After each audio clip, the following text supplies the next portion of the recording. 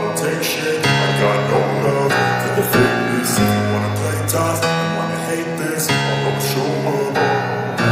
I don't ever slow up. No, I don't take shit. I got Manchester United, the Red Devils, sezo 2023-2024, amashitana atukura yagize umwaka mubi wa Premier League, umwanya wa 8 ku rutonde rwa shampiyona.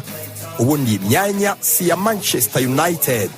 Erik ten Hag ubundi yagomba kubiryozwa rugikubita akirukanwa, gusa inshungu yacubije umujinya wa Sir Jim Ratcliffe no gutwara igikombe cy'amahoro cy'iyo FA Cup, icyahaye United itike ya Europa League.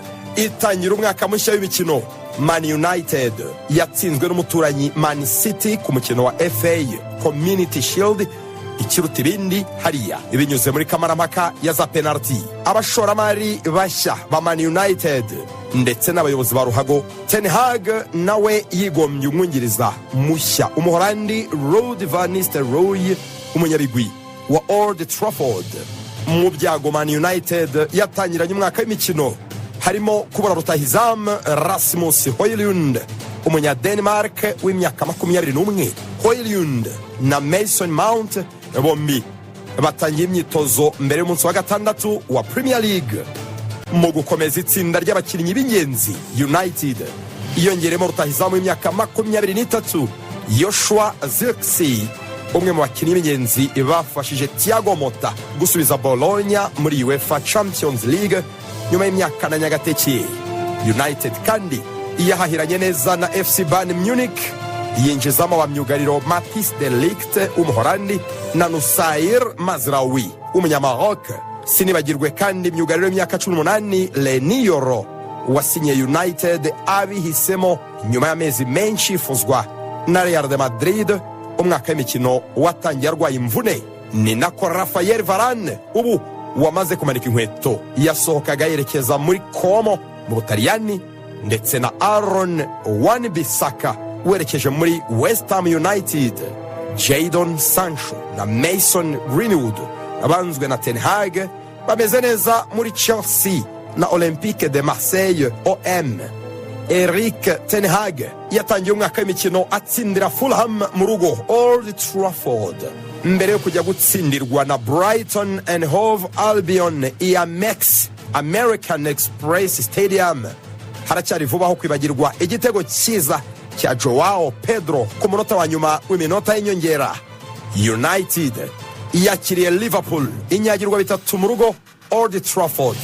Ako gahinda United yagomba kugatura Southampton kuri St Mary's, yayiteretsemo 3-0 iramanuka. Kwa 17 ukwezi nibwo United yiniguye neza, iyariye neza koko yakira Barnsley muri Carabao Cup. Imvura y'ibitego iragwa, Barnsley bayiteretsemo 7. Ku munsi wa gatanu wa Premier League, Man United yasuye Crystal Palace i London kuri Selhurst Park. Igitego kirabura, Man United itakaza 2 ku manota 15 yashobokaga. Ten Hag yaratinyutse atakaza 8 yose, afite amanota 7 yonyine yaronse make kuyo yatakaje. Ku mwanya wa 11 Man United nta gitego na kimwe izigamye, nta mwenda ifite. Nyuma yo kwakira FC Twente muri Europa League, United irakira Tottenham Hotspur kuri iki cyumweru.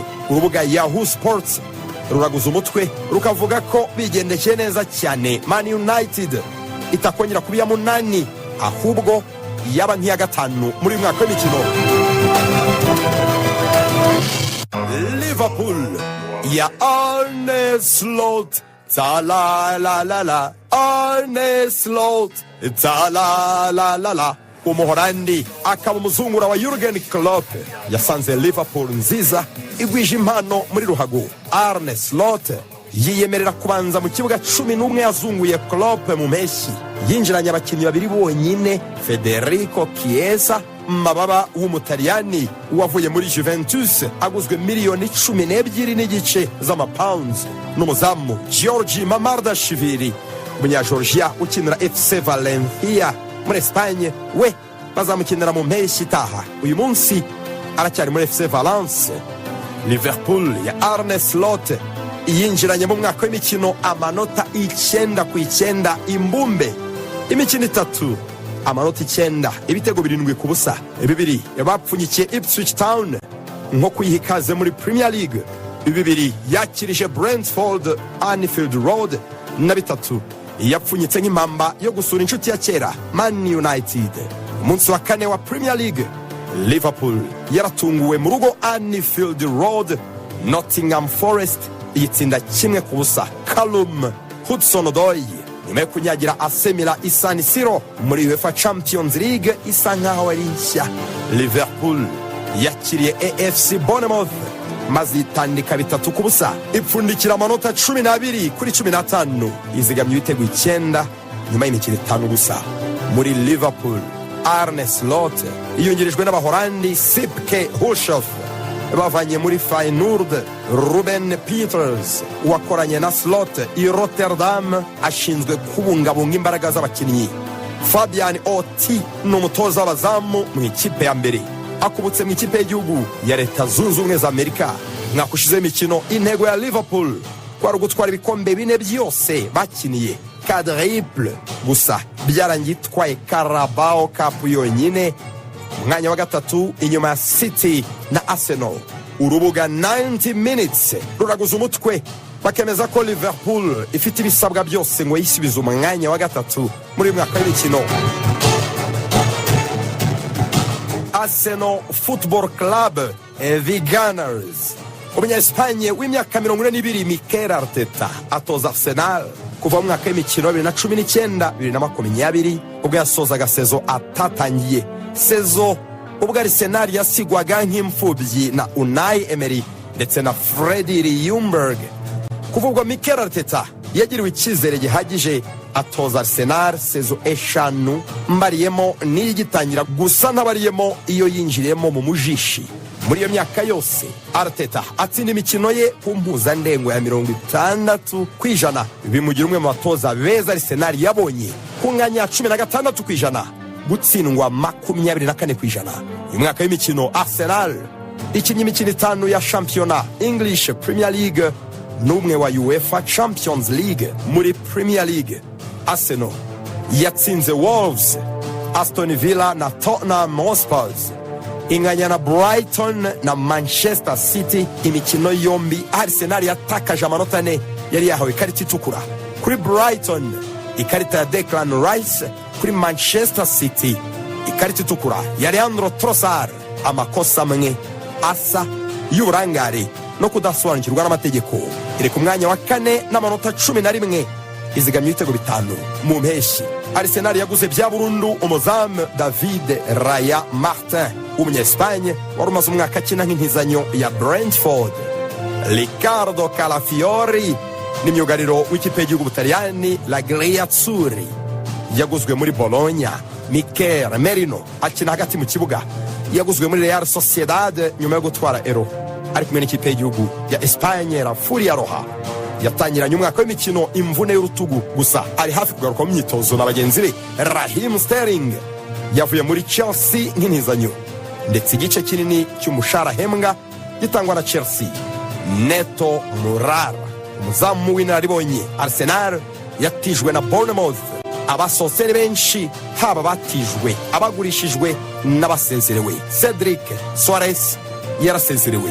Emile Smith Rowe na Reece Nelson berekeje muri Fulham. Fabio Vieira yasubiye muri Porto. Edin Ketia yaguzwe na Crystal Palace n'abandi benshi. Arsenal y'umwaka igarukaho cyane kubera ibintu nka bibiri. Mikel Arteta ashinjwe ibyitwa dark arts, amanyanga y'ikuzimu, ngo atuma yugarira bikabije igihe ahawe ikarita itukura cyangwa se yasumbirijwe umukino. Arteta ashinjwa cyane guparika bisi mu izamu rye. Muri uyu mwaka w'imikino yarabikoze anganya na Brighton nyuma yo guhabwa ikarita itukura. Yaraparitse kandi anganya na Manchester City. Arsenal irawutambaza biri ngombwa, gusa kuyendereza uyiha ikarita ni kizira. Wica umukino kandi bigufashamo, iparika bisi bikakurenga. Arsenal ntikenera abarutayizamu ngo itsinde ibitego. 3 biheruka yabitsindiwe n'abamyugariro gusa.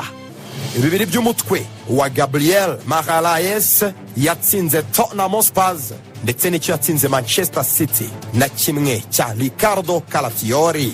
Koroneri nziza zikeba, ikirenge gityaye cya Bukayo Saka ari kuri imipira miremire isanga abamyugariro b'ibigango bohereza mu izamu n'umutwe n'amanyanga. Kimenya bose ya Nicolas Jover, umwungiriza wa Mikel Arteta ushinzwe kwigisha gutsinda imipira iteretse cyane cyane koroneri. Jover arabisinyirizwa.